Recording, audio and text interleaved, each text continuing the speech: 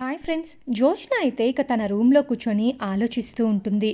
ఈ అనాథ గాడిని తీసుకొని వచ్చి నాకు పెళ్లి చేయాలని అంతా కూడా భలే ప్లాన్ చేస్తున్నారు. వీళ్ళందరి ప్లాన్‌లని తిప్పికొట్టి ఏదో ఒకటి చేస్తాను అని చెప్పి ఇక అనుకుంటూ ఉంటుంది జోష్న. అప్పుడే అక్కడికి సుమిత్ర అయితే వస్తుంది. సుమిత్ర రావడంతో జోష్న అయితే ఏంటి మమ్మీ ఇలా వచ్చావు? అయినా నీకు కూడా నేనంటే ఇష్టం లేదు కదా!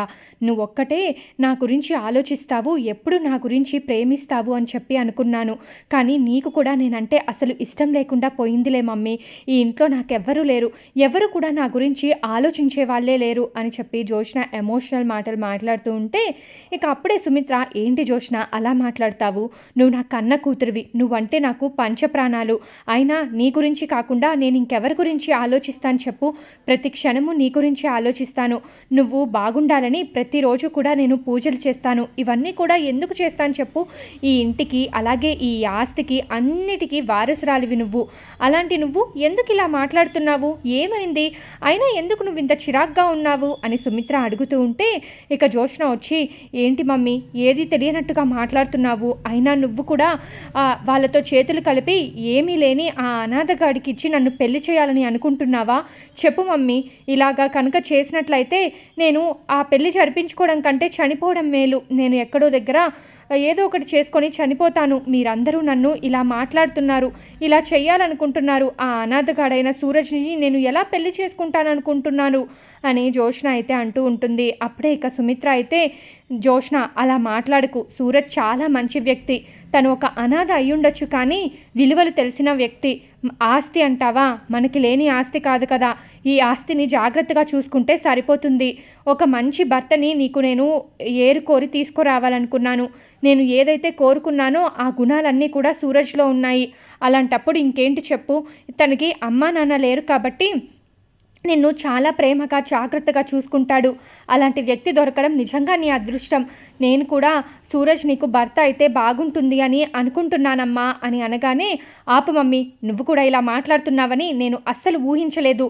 అందరూ కూడా కలిసి నా నెత్తిన మన్ను పోస్తున్నారు, నన్ను కావాలని ఇలా ఇబ్బంది పెడుతున్నారు అని చెప్పి జోష్న అయితే అంటూ ఉంటుంది. ఇక సుమిత్ర ఎంత నచ్చ చెప్పాలని చూసినా కూడా జోష్న అయితే వినిపించుకోదు. ఇక అప్పుడే జోష్నకి కాల్ అయితే వస్తూ ఉంటుంది. దాసు నుంచి ఫోన్ రావడంతో ఒక్కసారిగా జోష్న షాక్ అయిపోతుంది. ఏంటి ఈ టైంలో ఫోన్ చేస్తున్నాడు? అయినా ఏం పనిలేదు ఈ గ్రాని కొడుక్కి. ఎప్పుడు చూడు నాకు కాల్ చేయడమే. నాకున్న టెన్షన్ సరిపోకున్నట్టు ఇప్పుడు కొత్త టెన్షన్ ఇంకొకటి అవతరించినట్టుంది. ఇప్పుడు ఏం చేయాలో కూడా అర్థం కావడం లేదే అని చెప్పి ఇక కాల్ లిఫ్ట్ చేస్తుంది పక్కకెళ్ళి జోష్న. చెప్పు ఏంటి అనగానే, నేను నిన్ను అర్జెంటుగా కలవాలనుకుంటున్నానమ్మా. మనం ఎప్పుడు కలుసుకునే దగ్గరికి వస్తే బాగుంటుంది అనగానే, నేను ఇప్పుడు కలవను, కలిసే పరిస్థితిలో లేను అని అంటూ ఉంటుంది జోష్న. నువ్వు కనుక కలవకపోతే నేను డైరెక్ట్గా మీ ఇంటికే వస్తాను, అక్కడే మాట్లాడుకుందాము. నేను మాట్లాడాలి అని నీతో అనుకుంటున్నాను కాబట్టి పిలుస్తున్నాను. ఇక నీ ఇష్టం, రాకపోతే నేనే అక్కడికి వచ్చేస్తాను అనగానే, సరే సరే ఇక్కడికేం నువ్వు రావద్దు, నేనే వస్తున్నానులే అని చెప్పి జోష్న అంటూ ఉంటుంది. ఇక సుమిత్ర అయితే, ఏమైంది జోష్న, ఎందుకంత టెన్షన్ పడుతూ ఉన్నావు? ఏమైంది అనగానే, మమ్మీ నా ఫ్రెండ్కి ఒంట్లో బాగలేదట, హాస్పిటల్లో జాయిన్ చేశారంట, నేను అర్జెంటుగా వెళ్ళాలి మమ్మీ అనగానే, అవునా, అయ్యో నీ ఫ్రెండ్కి ఎలా ఉందో ఏంటో, వెళ్ళమ్మా తొందరగా వెళ్ళు అని చెప్పి సుమిత్ర అంటుంది. ఇక జోష్న అయితే అక్కడ నుంచి బయలుదేరి వెళ్ళిపోతుంది. కానీ సుమిత్ర మాత్రం దాసు ఫోన్ చేయడం చూస్తుంది. అది కానీ ఎందుకు జోష్న అబద్ధం చెప్తుంది? ఎవరమ్మా అని అడిగితే దాసు అని చెప్పచ్చు కదా. అయినా దాసు చేస్తే గీస్తే పారిజాతం అత్తయ్యకి కాల్ చేయాలి, కానీ జోష్నకి ఎందుకు కాల్ చేస్తున్నాడు? అయినా ఇదంతా ఎందుకు జరుగుతుంది? దాసు ఫోన్ రాగానే ఎందుకు ఇంత టెన్షన్ పడిపోతుంది జోష్న?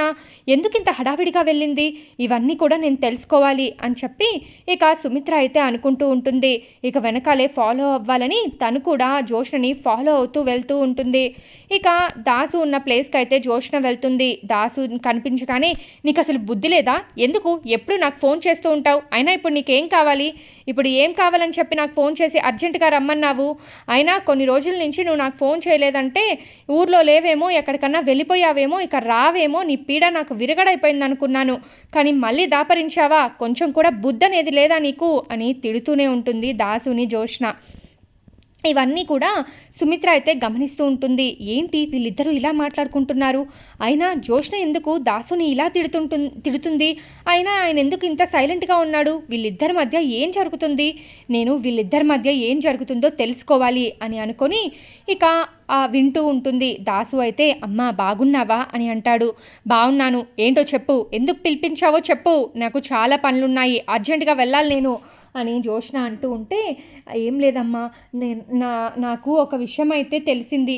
నీకు సూరజ్కి పెళ్లి చేయాలని అనుకుంటున్నారంట కదా. సూరజ్ని పెళ్లి చేసుకో. సూరజ్ చాలా మంచి వ్యక్తి. ఆ అబ్బాయికి ఎవరూ లేకపోయినా కూడా మంచి విలువలతో పెరిగిన అబ్బాయి. ఒక అమ్మాయిని ఎంత జాగ్రత్తగా చూసుకోవాలో తనకి బాగా తెలుసు.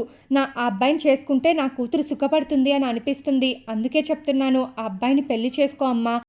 ఒక ఇంటికి నువ్వు కోడలివిగా వెళ్తే నాకు చాలా ఇష్టమమ్మా. నా కూతురు పెళ్లి చూడాలన్నది నా కోరిక అని అంటూ ఉంటాడు దాసు.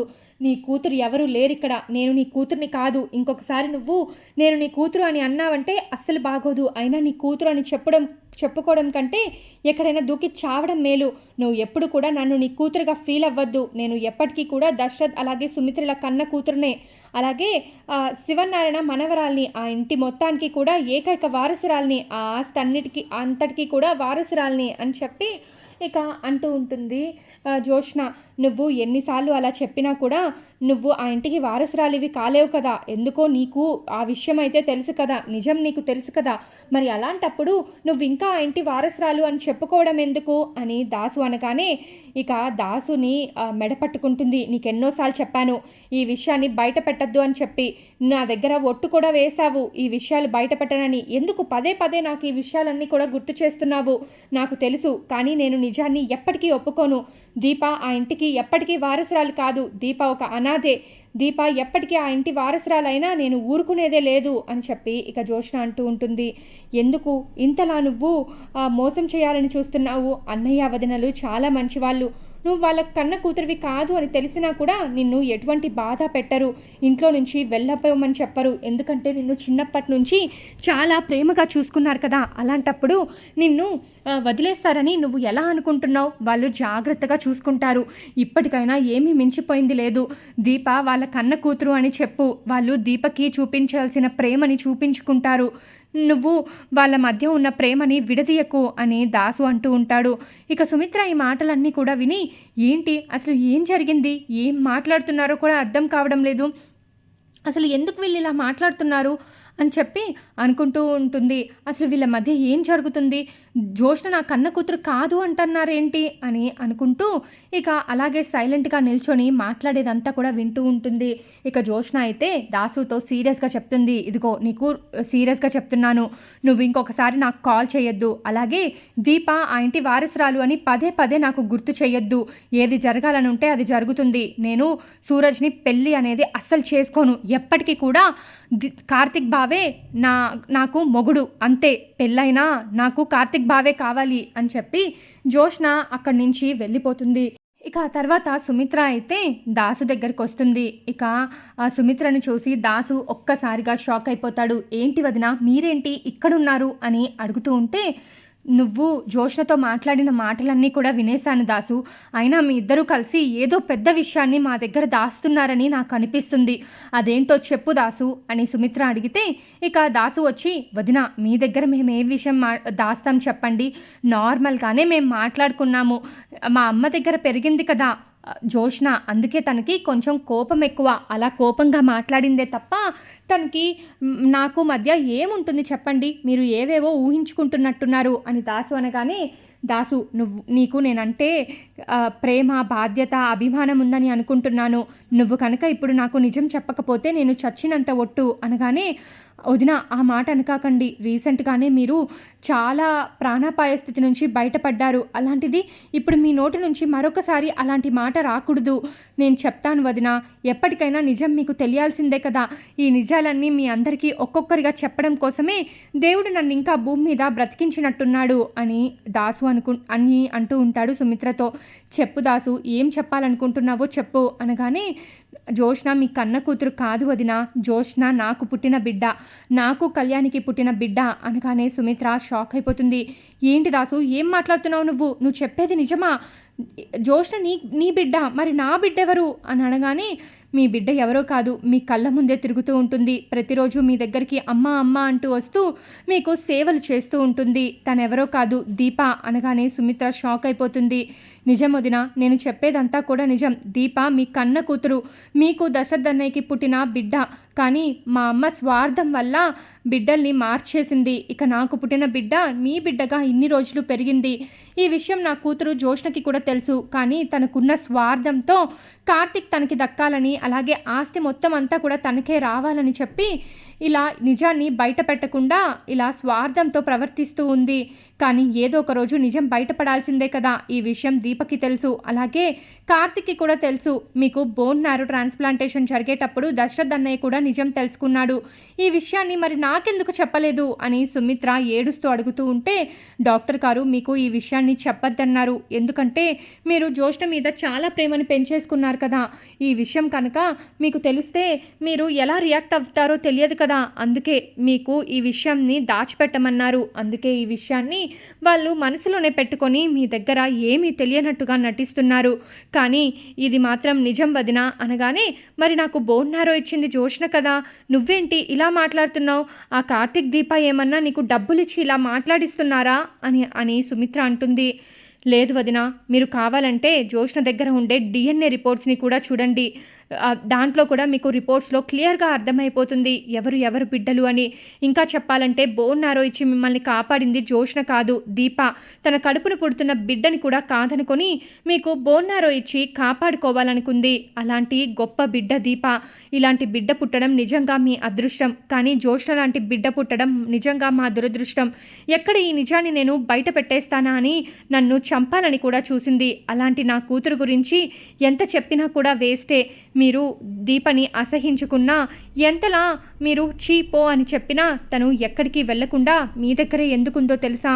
జోష్న మీకేమన్నా అపాయం తలపిస్తుందేమో, మిమ్మల్ని కంటికి రెప్పలా కాపాడుకోవాలి, నా తల్లి సంతోషంగా ఉంటే చాలు, నా తల్లిని నేను చూసుకుంటే చాలు అని ఎప్పుడు కూడా ఫీల్ అవుతుంది. అందుకే వాళ్ళిద్దరూ ఇంటి వారసులైనా కూడా పని వాళ్ళలాగా ఆ ఇంటికి వచ్చి డ్రైవర్గా ఒకరు, పని మనిషిగా ఒకరు పని చేసుకుంటున్నారు. నిజంగా దీపా కార్తిక్లు చాలా గ్రేట్. ఇంకెవరైనా ఈ విషయం తెలిసిన వెంటనే ఆస్తంతా నాదే అంటూ రచ్చ చేస్తారు. కానీ దీప మాత్రం అలా ఎప్పుడూ చేయలేదు. తన కన్న తల్లి, అలాగే తన కన్న తల్లి కుటుంబం బాగుంటే చాలు అనుకుంది. ప్రతిరోజు కూడా శివనారాయణ కుటుంబం కోసం చాలా ఆలోచిస్తూ ఉంటుంది. అలాంటి దీప నిజంగా చాలా గ్రేట్. కానీ జోష్న మాటలు నమ్మి మీరు చాలాసార్లు దీపని అవమానించారు, అసహ్యించుకున్నారు. ఇంకెప్పుడు కూడా అలా చెయ్యొద్దు వదిన. ఎందుకంటే మీరు అలా తనని కోప్పడిన ప్రతిసారి దీప చాలా బాధపడుతూ ఉండేది. అందుకే చెప్తున్నాను అని ఇక దాసు అయితే అంటాడు. ఏంటి దాసు, నువ్వు చెప్పేది నిజమా? నా కూతుర్ని ఇంతలా జోష్న బాధ పెడుతున్నా నేను చూస్తూ ఊరుకుంటున్నానా? అయినా మా కాంచన వదిన అనుకున్నట్టు, కోరుకున్నట్టు తన మేనకోడలే తన కోడలు కావాలనుకుంది. తన సంకల్పం, తన కోరిక బలంగా ఉన్నట్టుంది. అందుకే దేవుడు తన మేనకోడల్ని కోడలుగా చేశాడు. నా బిడ్డకి జరగాల్సిన ఆలనా పాలన ఏది నేను జరిపించలేకపోయాను. ఇక నా బిడ్డ అనాథలా, ఒక పని మనిషిలా ఈ ఇంటికి రావాల్సిన అవసరం లేదు. నేను జోషని ఎక్కడ ఉంచాలో అక్కడే ఉంచుతాను. ఇలా మీ అమ్మ ఎందుకు చేసింది?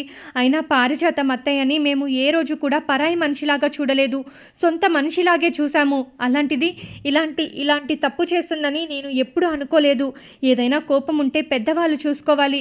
ఇలా పిల్లలతో ఆడుకుంటారా? నా బిడ్డ జీవితంతో ఆడుకుంటారా? ఇప్పుడే నేను ఈ విషయాన్ని మామయ్య గారితో చెప్తాను. తను ఏం చెయ్యాలనుకుంటే అదే చేస్తాడు అని చెప్పి సుమిత్ర చాలా ఏడుస్తూ అక్కడ నుంచి బయలుదేరి ఇక ఇంటికైతే వస్తుంది. అక్కడ దీప ఎదురవ్వడంతో, అమ్మా దీప, నన్ను క్షమించమ్మా అని దీపతో మాట్లాడుతూ ఉంటుంది. ఎప్పుడూ లేనిది ఏంటి అమ్మ నన్ను క్షమించు అంటుంది అని దీప మనసులో అనుకొని, ఏమైందమ్మా, ఎందుకు నువ్వు అలా నన్ను క్షమించు అని అడుగుతున్నావు, ఎందుకని చెప్పి అని ఇక దీప అడుగుతూ ఉంటే, నాకు అన్నీ తెలుసు దీప, నువ్వు ఎవరివో కూడా నాకు తెలిసిపోయింది.